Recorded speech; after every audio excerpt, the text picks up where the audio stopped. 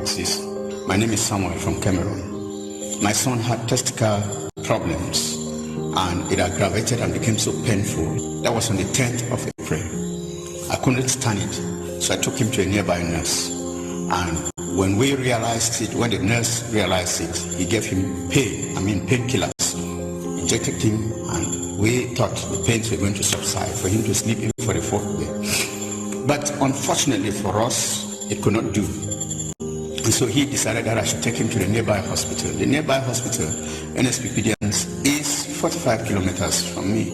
We passed the night there. The following morning, I was downtrodden when the doctor came and said, "My son seems to be having testicular cancer." I said, "What? What God cannot do does not exist. What God cannot do." When I professed that, I said to myself, my son will not be here. I will take him back to the house. Pastor Jerry has said it many times. We shall not bury and we shall not be buried. I believe in it. So I took my son back to the house, kept him there, and I gave the information to my wife and the rest of the children.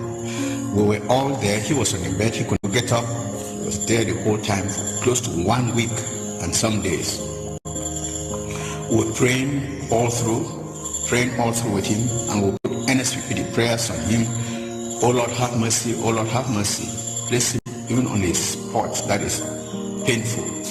On the 20th, God did a wonderful thing.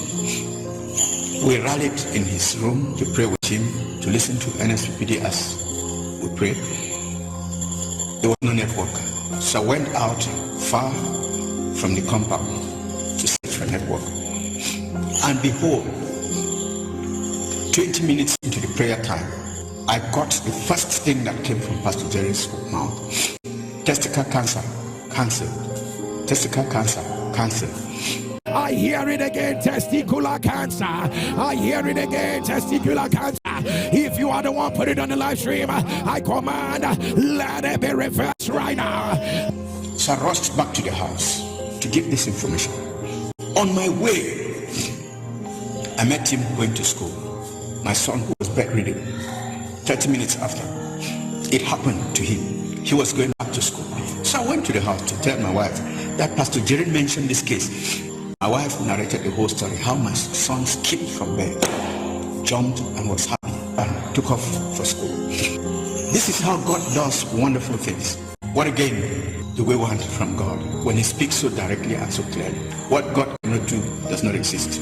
What God cannot do does not exist. Pastor Jerry remains strong. The oil and the anointing on you will grow from strength to strength. It will increase every day. And all other NSPPDians, may we join always to pray for this man who has sacrificed his life and even his family for us. What God cannot do does not exist.